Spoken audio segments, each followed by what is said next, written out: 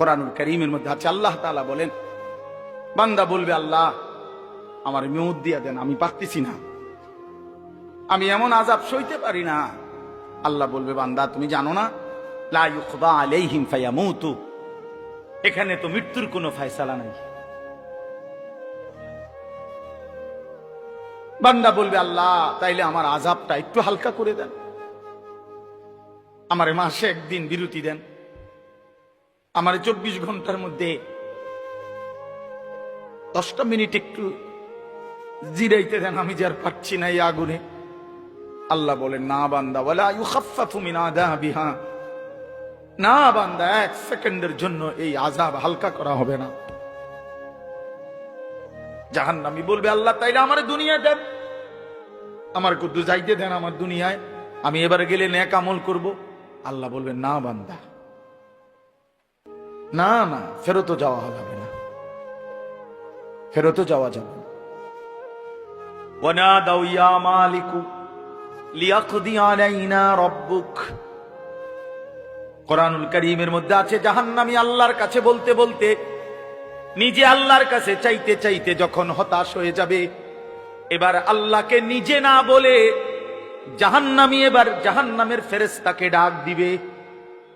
জাহান্নামের ফেরেশতার যিনি প্রধান ফেরেশতা, ওনার নাম হচ্ছে মালিক।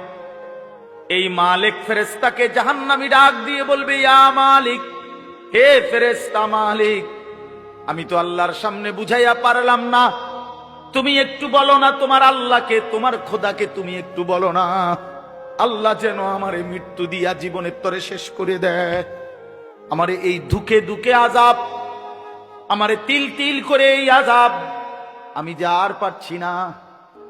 ক্বালা ইন্নাকুম মাকিসুন ওয়ানাদাউ ইয়া মালিকু লিয়াকদি আলাইনা রাব্বুক, ফেরেশতাকে বলবে আল্লাহকে বলো না আমারে শেষ করে দিতে। ফেরেশতা বলবে না বন্ধু, এই আযাবের মধ্যেই তোমাকে অনন্তকাল অপেক্ষা করতে হবে। এজন্য দোস্ত আমার, বন্ধু আমার, বৃষ্টি পড়ছে, কষ্ট হচ্ছে, এরপরেও আমরা মনে করাই দিলাম একটা সাংঘাতিক আয়াত আছে, এরপরে ভয়ঙ্কর আয়াত, আম আবরামু আমরান ফাইন্না মুবরিমুন। যুবক ভাই শোনো, বিশ্বাস করো ভাইয়া, আল্লাহ বলছে নাফরমান তোরে কেমনে শাস্তি দেবো আমি ঠিক করে রাখছি, তুই বাঁচবি কেমনে তুই ঠিক কর। বুঝেন নাই? তোরে আমি শাস্তি দেব কেমনে, আমি আল্লাহ ঠিক করে ফেলেছি। তুই নাফরমান, আমি আল্লাহর হাত থেকে বাঁচবি কেমনে, তুই বান্দা ঠিক কর। পারবেন তো? কথা বলেন না কেন? এই নওজোয়ান, পারবা তো আল্লাহর সাথে? পারবা, পারবা। হ্যাঁ, জোরে মোটরসাইকেল চালাইবা, আসরের ময়দানে জোরে টান দিবা মোটরসাইকেল।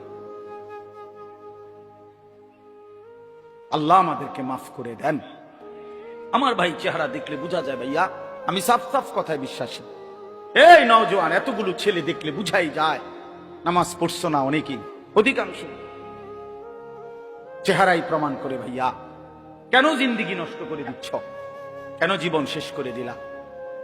রাসূলুল্লাহ সাল্লাল্লাহু আলাইহি ওয়াসাল্লাম শেষ পৃথিবী থেকে জিবরাইল দাঁড়ানো, আজরাইল দাঁড়ানো, এখানে আম্মাজান আয়েশা নবীজির স্ত্রীর বুকে মাথা দেওয়া নবীজি সাল্লাল্লাহু আলাইহি ওয়াসাল্লাম আর নড়তে পারে না, শরীরটাই নাড়াইতে পারতেছে না, আর শেষ অবস্থা আল্লাহর নবী সাল্লাল্লাহু আলাইহি ওয়াসাল্লাম আয়েশা রাদিয়াল্লাহু তাআলা আনহাকে বলছে, আয়েশা জিবরাইল আজরাইল দুইজনই আমার সামনে, আমি চলে যাচ্ছি আয়েশা আমার মালিকের কাছে, এই এখনই আমার রূহ কবজ করবে। আমার উম্মতের জন্য আমার আখিরি ওসিয়ত, আমি মৃত্যু পথযাত্রী হিসাবে শেষবারের মতো তোমার মাধ্যমে আমার উম্মতকে বলে গেলাম আসসালাত, আমার উম্মতরে বইল নামাজ ঠিক রাখতে। আরে বেটা, ডাকাই তো যে হয়, ডাকাই 100 খুনের ডাকাই তো যে হয়, সেও তো তার বাবার মৃত্যুর সময়ের কথাটাকে কদর করে। পাষাণ পাষাণ যদি বাপ হয়, সন্তানও হয়, আমার আব্বা মরার সময় কইয়ে গেছে আমার এটা, আমার মা মৃত্যুর সময় আমার এটা বলে গেছে, মৃত্যুর সময় বলে গেছে। তো আল্লাহ নবী সাল্লাল্লাহু আলাইহি ওয়াসাল্লাম তো ইন্তেকালের মুহূর্তে এই কথাটা বলে গেছে, উম্মত নামাজ ঠিক রাখো। পাকিস্তানের বিশ্ববিখ্যাত বুজুর্গ হযরত মাওলানা তারেক জামিল সাহেব তিনি বলছেন বয়ানে, হাসরের ময়দানে আল্লাহ তাআলা নবীর উম্মতের আমলনামা নবীজির সামনে রাইখা খুলবে। নবীজি সাল্লাল্লাহু আলাইহি সাল্লামের উপস্থিতিতে আমাদের প্রত্যেকের আমলনামা আল্লাহ তাআলা খুলবেন, দেখাবেন। তো নবী সাল্লাল্লাহু আলাইহি সাল্লাম যদি আমলনামাটা নিয়া ভাইয়া পৃষ্ঠার পর পৃষ্ঠা নামাজের সেজদা না দেখে 365 দিনের একটা বছরে কোনো দিন তুমি ফজরের নামাজ একদিনও পড়ো নাই, আল্লাহর নবী খোদার কসম তিনি বলছেন আল্লাহর নবী নিজে চাদর সরায় ফেলবে পিঠ থেকে। নবী চাদর সরাইয়া পিঠ দেখাইয়া বলবে, উম্মত তুই আমার পিঠটা দেখ, আমার পিঠটা তায়েফের পাথরের আঘাতে চালনির মতো ছিদ্র ছিদ্র হয়ে গেছে। আমি এতটা কষ্ট করে তোর কাছে দিন দিয়ে গেছিলাম, আমার 23টা বছরে আমি পেটে পাথর বাঁধছি, বুকে পিঠে আঘাত সয়েছি, দান দান শহীদ করেছি, আমার ঘরের চুলায় 3 মাস লাগাতার কোনোদিন আগুন জ্বলে নাই, আমি অভুক্ত থেকেছি কত রাত, আমি কতদিন খাই নাই, আমি দুয়ারে দুয়ারে কালেমার ফেরি করছি, আমারে পাথর মারছে, আমারে উটের পচা নারী ভুরি আমার পিঠে চাপায় দিছে, আমারে গামছা লাগাইয়া টাইনা হেসরাইয়া কাবার সীমানা থেকে টেনে বের করে দিছে। এত কিছুর বিনিময়ে উম্মত আমি কষ্ট করে এতটা কষ্ট করে দিন পৌঁছিয়ে গেলাম, বিনিময়ে এটা কি আমলনামা নিয়ে আসলাম? আমি কেমনে সুপারিশ করতাম? কেমনে? হ্যাঁ, তুমি তো উম্মত আমার বড় মাথাটা, আমার শ্রেষ্ঠ মাথাটা তো ছোট করে দিলা। আখিরি নবীর উম্মত, শ্রেষ্ঠ নবীর উম্মত এত বড় নাফরমান কেমনে হয়? যদি অন্যরা জিগা, কথা বোঝেন নাই আমার? হ্যাঁ, কি হবে তখন? আল্লাহ তাআলা বলেন, অতএব বন্ধু হাসরের ময়দানের আযাব আসবেই আসবে। আপনি বলে দেন ফাসবির সাবরান জামিলা, আর আপনি বন্ধু ভদ্রচিত ভাবে ধৈর্য ধরেন, আযাব আসবেই 50,000 বছরের লম্বা হাসরের মাঠে, আর আপনি সবর করেন। যে আপনাকে যাই বলে প্রত্যাখ্যান করে, পাত্তা যদি নাও দেয়, আপনি বলতে থাকেন, সবর করতে থাকেন।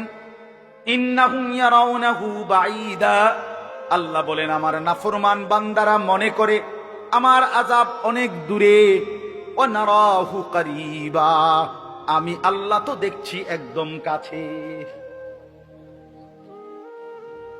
তুমি ভেবেছো বান্দা অনেক দূরে, আল্লাহ বলেন না বান্দা আমি দেখছি কাছে, আমি দেখতেছি কাছে, আমি দেখতেছি কাছে। হাসরের ময়দানের একদিনের সামনে 60 বছর কয় পার্সেন্ট? কথা বলেন না। 50,000 বছরের কয় পার্সেন্ট 60 বছর? কোন পাত্তা আছে কোন? তাইলে আল্লাহ বলেন তুমি মনে করছো আর আযাব দূরে, আমি দেখি কাছে, আমি দেখি কাছে। 60 বছর কিছুই না, 70 বছর কিছুই না, 50 বছর কিছুই না। কবরের এক রাতের সামনে, কবরের এক রাতে, হাসরের ময়দানের 1 মিনিটে 60 বছর ভুলাই দিবে। কোরআন শরীফে আছে, বিশ্বাস করেন, হাসরের ময়দানে আল্লাহ বান্দাকে জিজ্ঞেস করবে, নাফরমান বান্দা কয়দিন আছিলা দুনিয়া? তো সে বলবে লাবিসনা ইয়াওমান আও বা'দা ইয়াওমিন, আল্লাহ সম্ভবত একদিন অথবা তার চাইতে কম ছিল। তার 60 বছরকে তার কাছে মনে হবে 24 ঘন্টা, 12 ঘন্টা, 18 ঘন্টা। এই জন্য দয়া করে আল্লাহ তাআলা বলেন ইয়াউমা তাকুনুস সামাউ কাল মুহল ওয়া তাকুনুল জিবালু কাল ইহন, আল্লাহ বলেন যেদিন ইসরাফিল ফু দিবে, হাসরের মাঠ কায়েম হওয়ার জন্য রেডি হবে, তখন আসমান, মাথার উপরের এই আকাশ গলিত তামার মতো গলে গলে পড়বে। পাহাড়গুলো, পর্বতগুলো তুলার মতো, পশমের মতো উঠতে থাকবে। ওয়ালা ইউসআলু হামিমুন হামিমা, এই শেষ কথাটা বুঝেন। আহা, আল্লাহ তাআলা বলেন